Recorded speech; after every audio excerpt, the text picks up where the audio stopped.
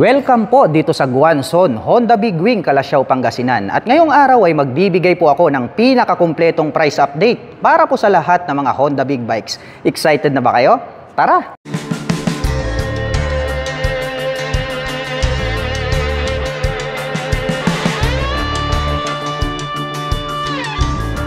Ito po ang Honda African Twin DCT. Grabe, meron po itong napakaangas na headlight design. Dito po sa bandang itaas, located dito pong kanyang mga LED na turn signals.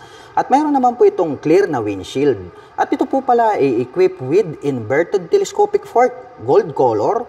At mayroon naman po itong dual rotor disc brake na naka-flower design. Equipped na rin po ito ng dual channel ABS. At ito po pala ay naka-spokes rim set. At ang kulay po nito is gold color. Nakaterno po yan dito po sa kanyang USD telescopic fork.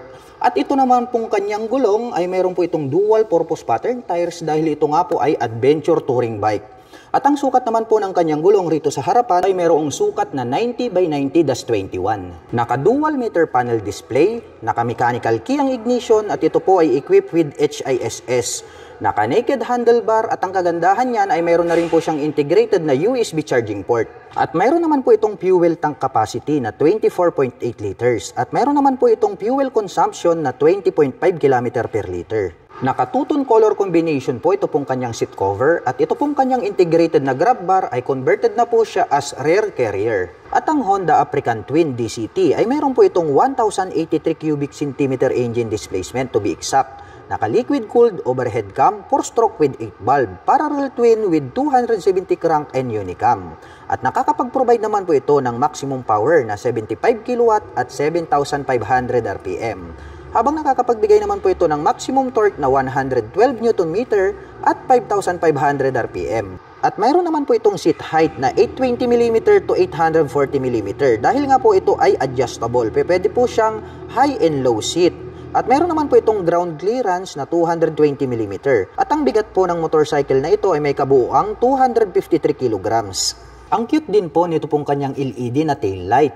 Naka-single rotor disc brake, naka-spokes rim set, at naka-dual purpose pattern tires. At ang sukat naman po ng kanyang gulong rito sa likuran ay mayroong sukat na 150 by 70-18. At very sporty looks naman po ang dating nito pong kanyang dual exhaust. At ang kagandahan po ng African Twin na ito ay naka-dual clutch transmission. So pwede po siyang automatic at pwede naman po siyang manual. At ang kagandahan niyan ay equipped na rin po ito ng cruise control. Naka-diecast na silver color ito pong kanyang swing arm at ito po ay equipped with monoshock absorber para po dito sa kanyang rear suspension. At meron po tayong makikitang susian dito na kung saan ay pwede po nating buksan ito pong upper part nitong kanyang upuan. At ang presyo po ng Honda African Twin DCT ay nagkakahalaga po ito ng 1,170,000 pesos. At kung balak mo naman pong kumuha ng hulugan ay kailangan mo lang pong mag-down payment ng 426,505 pesos. Ito po ang Honda CB500F. Mayroon po itong attractive na headlight design. Dito po sa bandang itaas located ito pong kanyang mga LED na turn signals. At ito po ay equipped with inverted telescopic fork at naka-dual rotor disc brake na naka-flower design. Matte black color naman po ito pong kanyang cast wheel na Y design. At ito pong kanyang gulong rito po sa harapan, ito po ay mayroong sukat na 120 by 70-17. Naka-fully digital meter panel display, naka-mechanical key ang ignition, at equipped na rin po yan ng HISS. At ito po ay naka-naked handlebar. At mayroon naman po itong fuel tank capacity na 17.1 liters. At mayroon po itong fuel consumption na 28.6 km per liter. At mayroon naman po itong 6-speed manual transmission. At ang astig din po nito pong kanyang upuan, mas mataas po itong upper part nito pong ating backrider at mayroon na rin po siyang belt dyan at may susian po rito sa gitna. At ang Honda Big Bike po na ito ay mayroon po itong 471 cubic centimeter engine displacement, naka-liquid cooled, 4-stroke dual overhead cam, parallel twin engine at nakakapag-provide naman po ito ng maximum power na 35 kW at 8,500 RPM. Habang nakakapagbigay naman po ito ng maximum torque na 43.2 Nm at 6,500 RPM. At ang seat height naman po ng motor na ito ay may taas na 789mm, may ground clearance na 144mm, at mayroon naman po itong bigat na 189 kg. Triangle shape naman po ito pong kanyang tail light at nandirito naman po located ito pong kanyang mga LED na turn signals. At ito po ay equipped with single rotor disc brake na flower design, Matte black color naman po ito pong kanyang cast wheel. At ang sukat naman po ng kanyang gulong rito po sa likuran, ito po ay mayroong sukat na 160 by 60/17. At mayroon naman po itong dual exhaust at gumagamit po ito ng monoshock absorber para po dito sa kanyang rear suspension. At ang presyo po ng Honda CB500F ay nagkakahalaga po ito ng 379,000 pesos. At kung balak mo naman pong kumuha ng hulugan ay kailangan mo lang pong mag-down payment ng 142,576 pesos.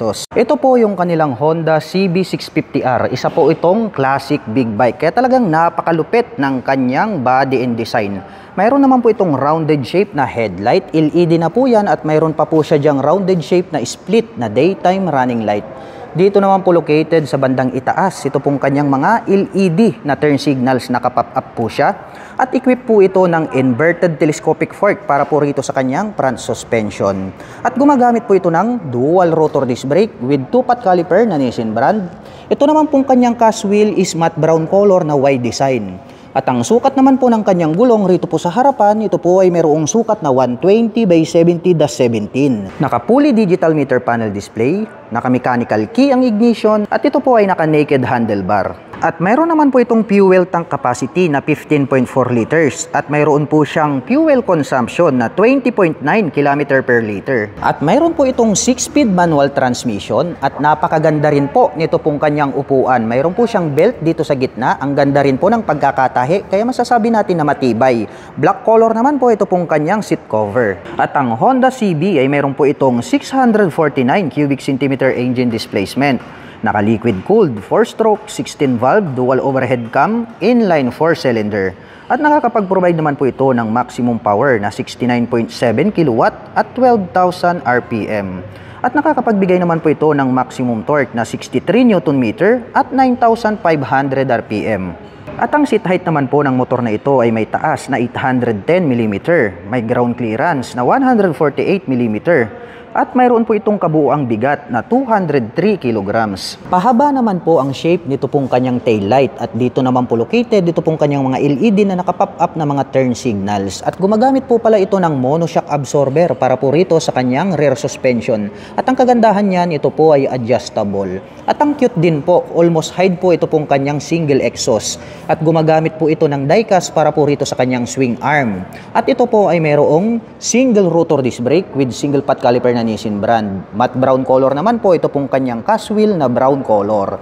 At ang size naman po ng kanyang gulong rito po sa likuran, ito po ay mayroong sukat na 180 by 55/17. At ang presyo po ng Honda CB650R ay nagkakahalaga po ito ng 524,000 pesos. At kung balak mo naman pong kumuha ng hulugan, ay kailangan mo lang pong mag-down payment ng 194,624 pesos. Ito naman po ang Honda CBR650R. Isa po itong sports racing bike at mayroon naman po itong napakabangis na headlight design.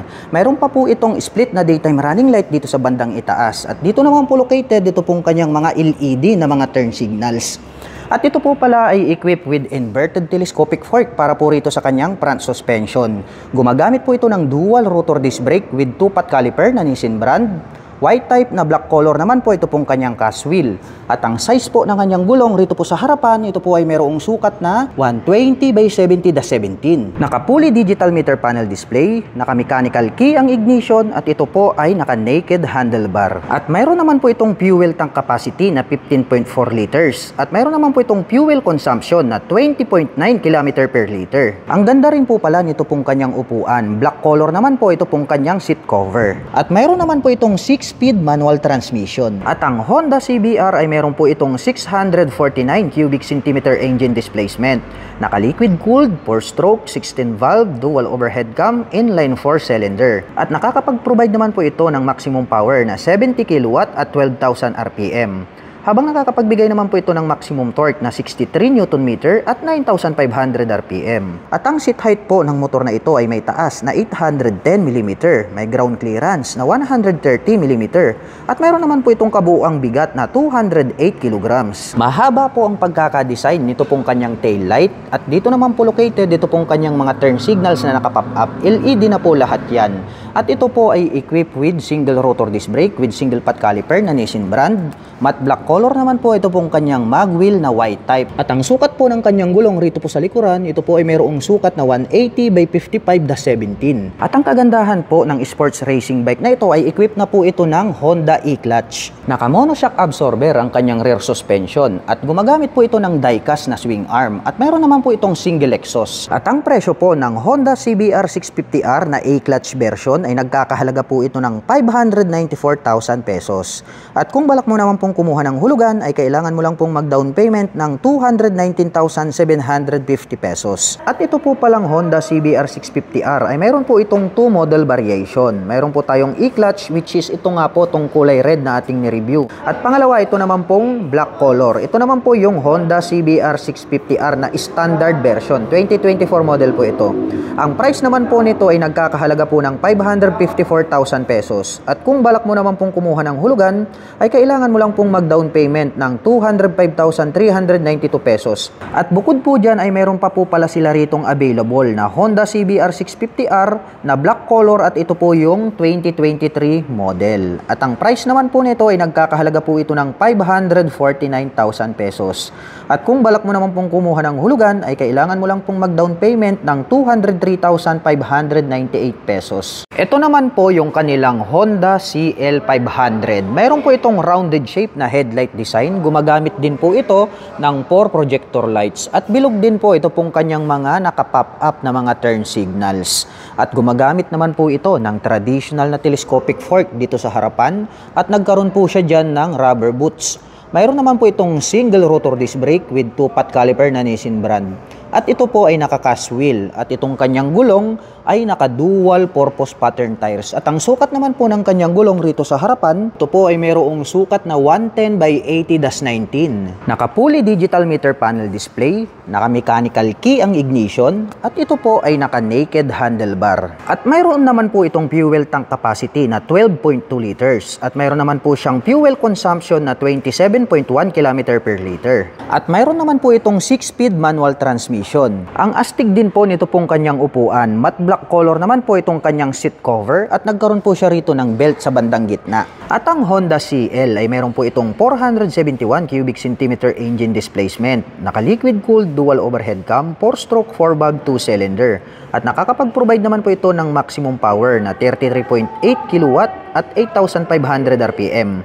Habang nakakapagbigay naman po ito ng maximum torque na 43.3 Nm at 6,000 RPM. At ang seat height naman po ng motor na ito ay mayroong taas na 790 mm, may ground clearance na 155 mm, at mayroon naman po itong kabuuang bigat na 190 kg. Oblong naman po ito pong shape ng kanyang tail light at rounded shape naman po ito pong kanyang mga turn signals. At ito po ay equipped with dual shock absorber para po dito sa kanyang rear suspension. At ang kanyang swing arm is tubular po siya na metal, black color. Ang kanyang cast wheel is white type po na black color. At ito pong kanyang gulong is naka-dual purpose pattern tires. At ang mga sukat naman po nito pong kanyang gulong rito po sa likuran, ito po ay mayroong sukat na 150 by 70-17. Naka-single rotor disc brake with single pot caliper na Nissin brand. At napaka-astig naman po ng dating nito pong kanyang dual exhaust. At ang presyo po ng Honda CL500 ay nagkakahalaga po ito ng 409,000 pesos. At kung balak mo naman pong kumuha ng hulugan, ay kailangan mo lang pong mag-down payment ng 153,345 pesos. Ito naman po ang Honda Goldwing, ang pinaka-top of the line at pinakamalupit at pinaka-astig na maxi scooter. Grabe po, napaka-forma po nito pong kanyang headlight design. At dito po sa kanyang windshield, dito na po naka-install, dito pong kanyang mga turn signals. Napaka-astig talaga at napakalapad at mataas po ito pong kanyang clear na windshield. At dito po sa bandang ibaba, mayroon na din po pala siya ritong built-in na fog light. At ito pong kanyang front suspension ay equipped with die-cast na matte black color at mayroon na rin po siyang naka-installed na light reflector. At ito po ay naka-dual rotor disc brake with 2-pot caliper na matte black. At ito po ay naka-cast wheel na parang kalesa type. At ang sukat naman po ng kanyang gulong rito po sa harapan, ito po ay mayroong sukat na 130 by 70-18. Combination po pala ng analog at digital. Ito pong kanyang meter panel display. May built-in na mga speakers, naka-keyless ang kanyang ignition, at ito po ay naka-naked handlebar. At kung dysfunction naman ang pag-uusapan, mayroon po tayong heated grip na kung saan ay umiinit po ito pong ating hawakan. At mayroon din po tayo ritong heated seat na kung saan ito pong ating driver seat ay pwede po nating painitin. Ganon din po ito pong ating back rider seat. Nandito naman po yung kanyang switch button. Bukod po dyan ay meron na po siyang cruise control at meron na din po siyang built-in na airbag. At ito po palang clear windshield ay electronic adjustable po ito at nandito naman po ito pong kanyang handbrake. At isa sa mga nagustuhan ko rito ay napakaastig po nito pong kanyang upuan para po siyang sopa kaya talagang magiging comfortable ang inyong riding. At mayroon pa pong built-in na 2 speakers dito po sa magkabila. At mayroon naman po itong fuel tank capacity na 21 liters at mayroon naman po siyang fuel consumption na 18.5 km per liter. At ang Honda Goldwing ay mayroon po itong 1,833 cubic centimeter engine displacement. Naka-liquid cooled, 4-stroke, 24 valve, single overhead cam flat 6 at nakakapag-provide naman po ito ng maximum power na 93 kW at 5,500 RPM. Habang nakakapagbigay naman po ito ng maximum torque na 169 Nm at 4,500 RPM. At ang seat height naman po ng maxi scooter na ito ay may taas na 745 mm, may ground clearance na 129 mm, at mayroon naman po itong kabuuang bigat na 388 kg. At ang kagandahan po ng maxi scooter na ito ay pwede po siyang manual at automatic. Mayroon po itong 7-speed forward at mayroon din po itong reverse. Malapad po ito pong ating pillion step para sa ating rider at mayroon naman po itong die-cast na side stand at mayroon din po itong tubular na metal na center stand. At napakaganda po ng pagkakadesign nito pong kanyang pillion step para sa ating back rider dahil hindi po natin halata na mayroon po siyang pillion step dyan. At napakaastig po pala ng pagkakadesign nitong kanyang mga tail light at included na po rito yung kanyang mga turn signals. At mayroon po pala itong dual exhaust dito sa kanan, mayroon din po itong dual exhaust dito sa kabila. At ito po ay naka-single rotor disc brake at ang sukat naman po ng kanyang gulong rito sa likuran, ito po ay mayroong sukat na 200 by 55-16. At ito po ay equipped with traction control at naka-dual channel ABS na rin po ito. At ang kagandahan po nito pong kanilang Honda Goldwing ay meron na po itong built-in na side box, napaka-astig, metallic white naman po yung kanyang color. At may nakalagay naman po rito na Goldwing na 3D emblem. At mayroon na rin po itong built-in na top box o hindi nyo na kailangang bumili dahil nga po integrated na ito. Straight out from casa, mayroon na po kayong mga lalagyan. Dito naman po sa bandang gitna may nakalagay po rito na Honda 3D emblem.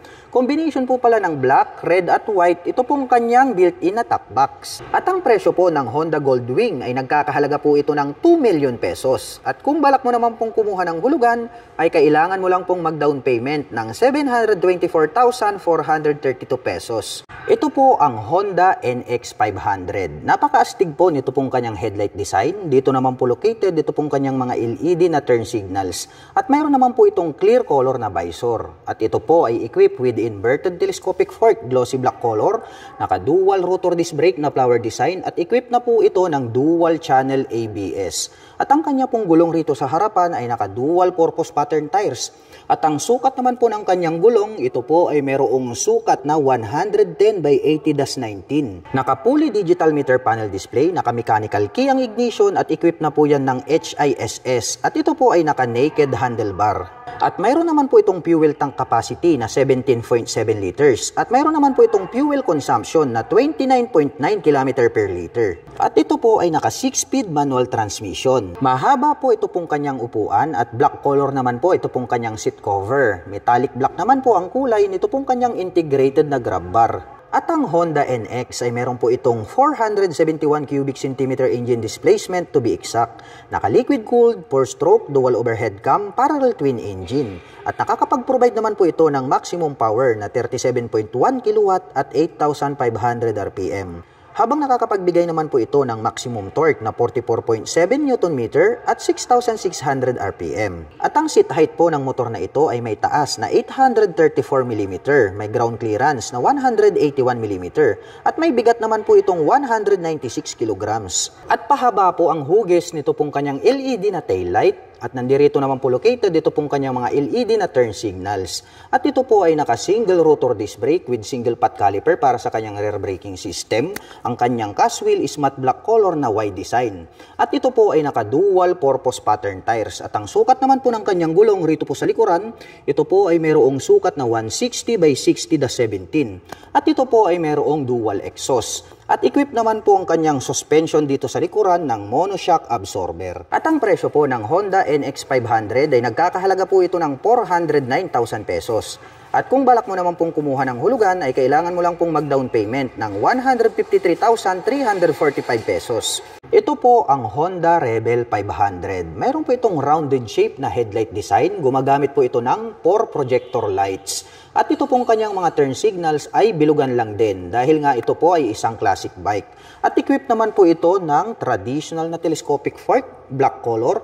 At mayroon naman po itong single rotor disc brake along with 2-pot caliper. At ito pong kanyang cast wheel is matte brown color. At ito naman pong kanyang gulong is naka-semi dual purpose pattern tires. At ang sukat naman po ng kanyang gulong rito po sa harapan, ito po ay mayroong sukat na 130 by 90/16. Naka-fully digital meter panel display, naka-mechanical key ang ignition, at ito po ay naka-naked handlebar. At mayroon naman po itong fuel tank capacity na 11.2 liters at mayroon naman po itong fuel consumption na 27 km per liter. Ang cute po pala nitong kanyang upuan. Black color naman po ito pong kanyang seat cover. At mayroon naman po itong 6-speed manual transmission. At ang Honda Rebel ay mayroon pong 471 cubic centimeter engine displacement. Naka-liquid cooled 4-stroke dual overhead cam parallel twin with 8 bulbs.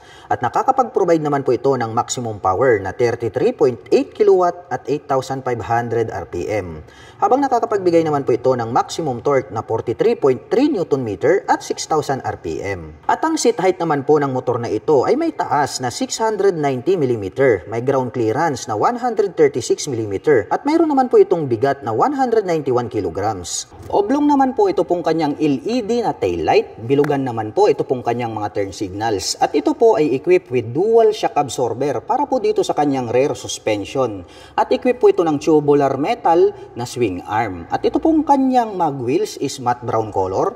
At ang sukat naman po ng kanyang gulong rito sa likuran, ito po ay mayroong sukat na 150 by 80/16. Naka-single rotor disc brake with single exhaust. At equipped na rin po ito ng dual channel ABS. At ang presyo po ng Honda Rebel 500 ay nagkakahalaga po ito ng 399,000 pesos. At kung balak mo naman pong kumuha ng hulugan, ay kailangan mo lang pong mag-down payment ng 149,755 pesos. Ito po ang Honda Transalp XL750. Mayroon po itong maangas na headlight design. Meron po itong clear visor at dito naman po located ito pong kanyang mga LED na turn signals.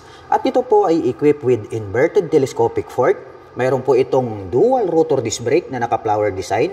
At ito pong version na to ay naka-spokes rim set dahil nga ito po ay isang adventure touring bike.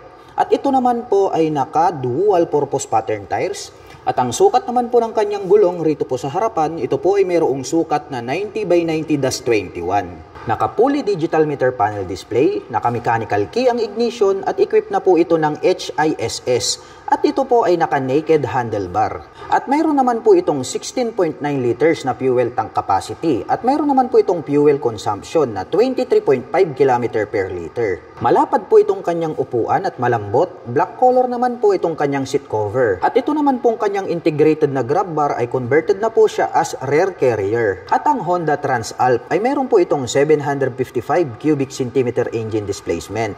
Naka-liquid cooled overhead cam 4-stroke with 8 bulb, parallel twin with 270 crack and unicam.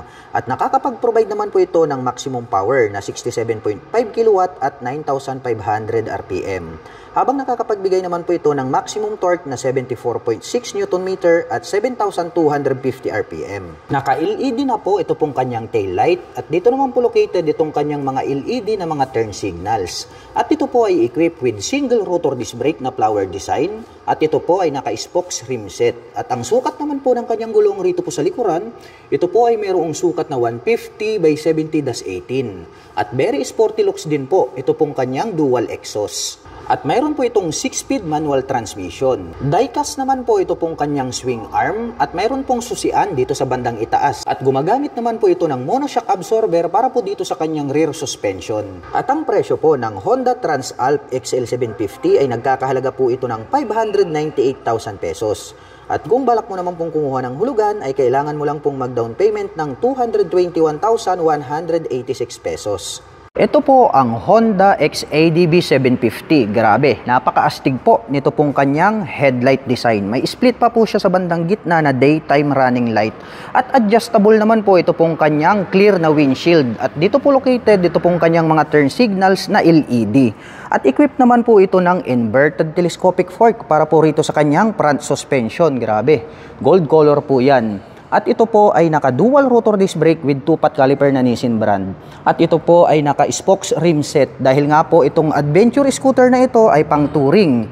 Naka-dual purpose pattern tires po ito pong kanyang mga gulong. At ang sukat po ng kanyang gulong rito po sa harapan, ito po ay mayroong sukat na 120 by 70-17. Naka-fully digital meter panel display, naka-smart keyless ang ignition at ito po ay naka-naked handlebar. At ang kagandahan po nito pong adventure scooter na ito ay pwede po siyang manual at automatic. At mayroon naman po itong fuel tank capacity na 13.4 liters at mayroon naman po itong fuel consumption na 28.3 km per liter. Ang lapad po nito pong kanyang upuan at mas mataas ito pong ating back rider seat. Naka-two-tone color combination po pala ito pong kanyang seat cover na black at gray. At malapad po itong kanyang pillion board at ang kagandahan niyan ay mayroon po itong footrest extension. At ang Honda XADB ay mayroon pong 745 cubic centimeter engine displacement. Naka-liquid cooled 4-stroke 8-valve single overhead cam parallel twin cylinder at nakakapag-provide naman po ito ng maximum power na 43.1 kW at 6,750 RPM. Habang nakakapagbigay naman po ito ng maximum torque na 69 Nm at 4,750 RPM. At ang seat height naman po ng adventure scooter na ito ay mayroong taas na 820 mm, may ground clearance na 162 mm, at may bigat naman po itong 237 kg. Ang astig din po ng dating nito pong kanyang tail light dahil mayroon po siya ritong malapad na daytime running light. Nakapop up naman po itong kanyang mga turn signals at LED na po lahat ng kanyang ginagamit para po sa kanyang lighting system. At equipped naman po ito ng single rotor disc brake with single pot caliper na Nissin brand. At gaya po ng sabi ko sa inyo, ito po ay naka-dual purpose pattern tires. At ang sukat naman po ng kanyang gulong rito po sa likuran, ito po ay mayroong sukat na 160 by 60-15. Naka-die-cast naman po ito pong kanyang swing arm at equipped po pala ito ng monoshock absorber para po rito sa kanyang rear suspension. At napaka-sporty looks po ang design nito pong kanyang single exhaust. At ito po pala ay naka-chain drive. Mayroon na rin po siya ritong chain protector. At ang presyo po ng Honda XADB 750 ay nagkakahalaga po ito ng 839,000 pesos. At kung balak mo naman pong kumuha ng hulugan ay kailangan mo lang pong mag-down payment ng 307,692 pesos. At para naman po sa mga nakapanood ng video na ito at interesado pong maglabas ng mga Honda Big Bikes ay maaari nyo po akong i-PM at tawagan. Ilalagay ko na lang po yung aking contact number dyan po sa description box sa ibaba. At para naman po sa mga gustong magpunta rito ay maaari nyo po silang puntahan at bisitahin. Dito po yan sa Guanzon, Honda Big Wing, Calasiao, Pangasinan.